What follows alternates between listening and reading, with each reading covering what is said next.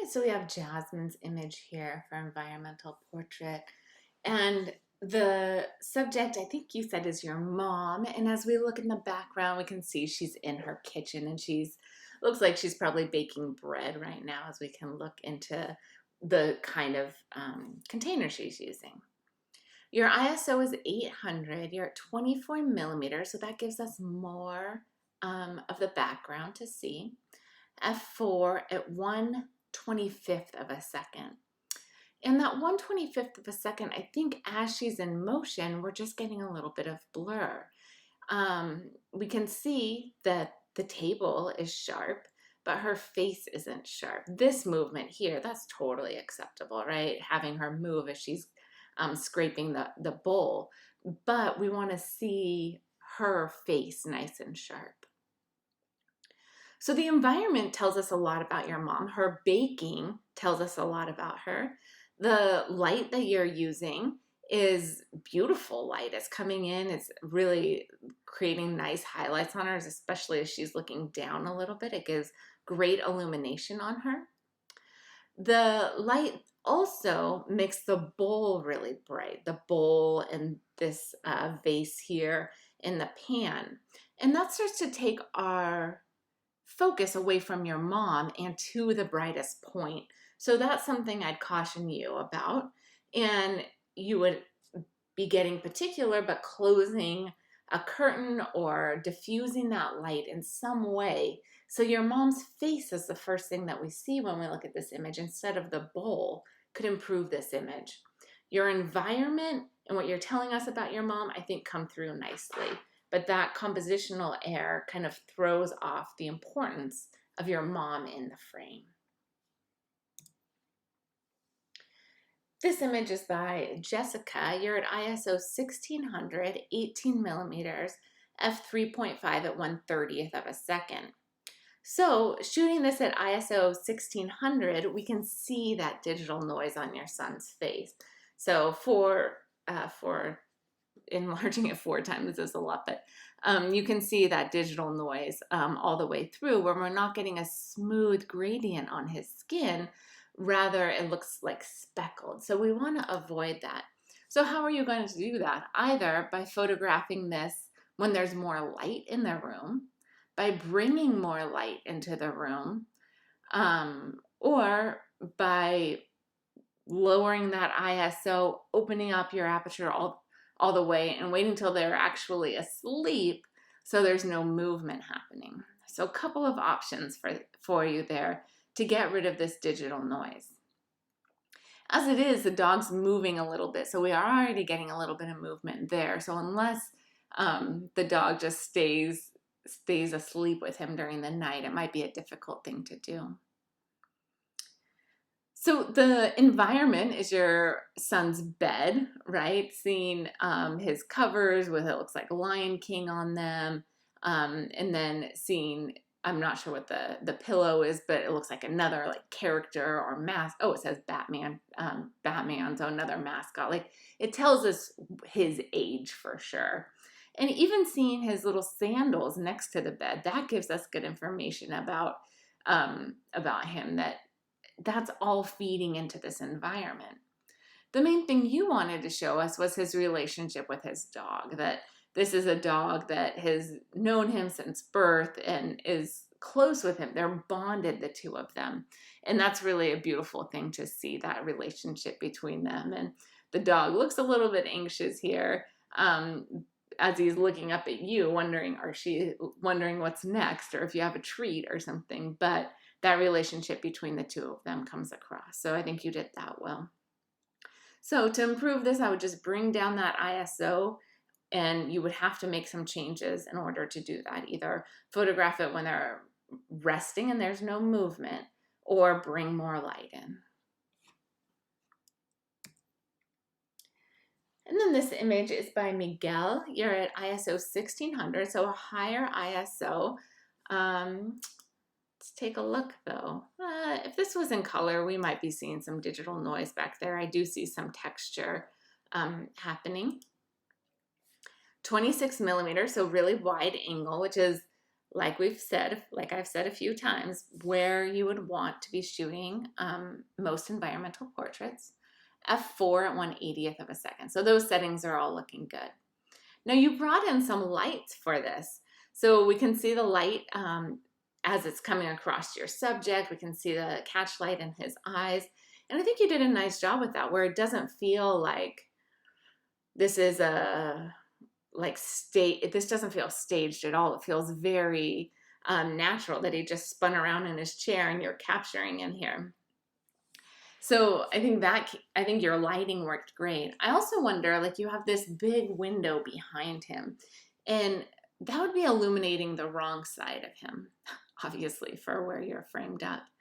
But I wonder if you moved outside and you photographed him through the window, if that would even add another element to this, where we're looking at someone who should be in the office working, but instead they're forced to work at home because of the pandemic and everything that's going on.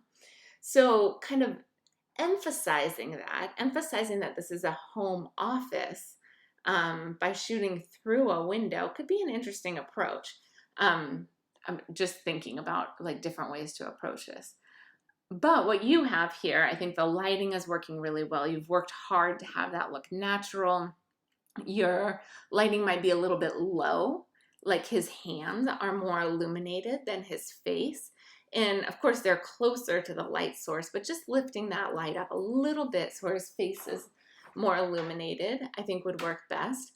And then the home office, seeing his two screens here, seeing his devices, his glasses, his water bottle, like the whole setup. It's very minimalistic, but it's still definitely this home office that we're all stuck in right now. And I think his clothes also echo that idea. I think it was it Lauren last week, I think, that took a picture of her friend who's a teacher that was kind of fancy on top and sweats on the bottom. So I think that would be another way that you could further this idea, but this is a nice shot for you. All right, we have two more here. I'm just going to keep going through these. This is Zixin's image, and you're at ISO 320, 18 millimeters, really wide angle again. You're at f14 at 1/60th of a second. So I think those settings all look good. That f14 allows us to get some detail in these pictures in the background. I keep getting distracted by the pictures because, like, these are the same picture. No, they're slightly different. These are the same picture. No, they're slightly different. But it's kind of fun to see that these two images, or three images, really are taken at the same moment. Like, he's really holding on to this small sliver of his family. He doesn't look totally sharp. It looks like the focus is in front of him. The table looks really sharp, but his eyes don't look quite sharp. So I think you missed your point of focus a little bit. But the idea here of the environment being an empty environment, having the chairs next to him empty, having his bowl empty. You said when you're away from home, your food doesn't taste like anything. I think all of that really comes across here. He's surrounded by family, but he's all alone and kind of looks bummed out. He's not smiling for this image. He's just sitting there. And that kind of empty stare, I think, works really well to further your narrative. So I'd watch your focus a little bit here, and I'd watch that angle of your camera. So as you look here, you can see that you're getting some what we call keystoning, where everything in the frame goes up. It angles towards the top like a pyramid. And that happens when our camera isn't flat or parallel to the subject. So the way to avoid that here would be to get your camera, the back of your camera, parallel to that wall, so we don't have any of that keystoning or angling. But overall, I think your concept comes across here. I wonder if you hadn't written anything about this, if I would still gather the loneliness about being away from your family. And I don't know if I would have gathered it family related, but definitely like an emptiness of being alone comes across in this image. And then this image is by Kris. You're at ISO 100, 85 millimeters, f2.8 at 2,500th of a second. So really fast shutter speed.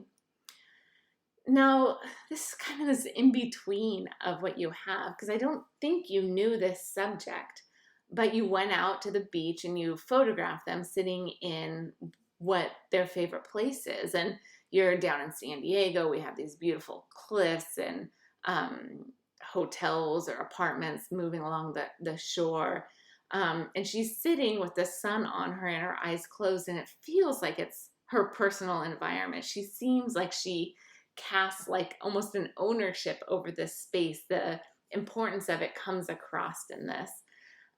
So I think in that way it does come across as an environmental portrait.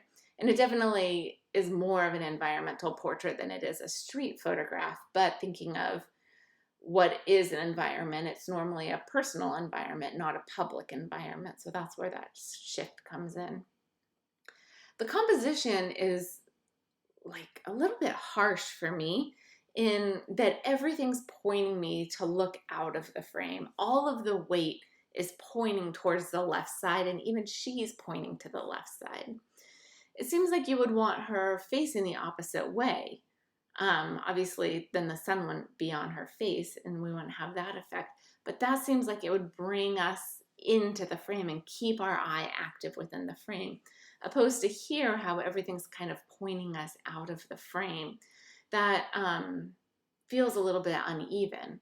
And then it doesn't feel like this is totally straight either. So something like that is more balanced. Maybe I'm off on that. Something like that is more balanced, but it still feels like everything's kind of sliding to the left of the frame. So the composition here is a bit challenging for me. Like I get caught up on this corner here and the detail there, which is really beautiful. And I watch all of these lines, but I quickly keep going out of the frame opposed to staying within the frame. Hopefully that's clear in the way that I'm explaining that. Your idea of an environmental portrait with a stranger in an outdoor space is a challenge that I think you achieved. I think you were able to match the subject with the environment and make it feel as though they're one and teach us more about the subject through your portrait.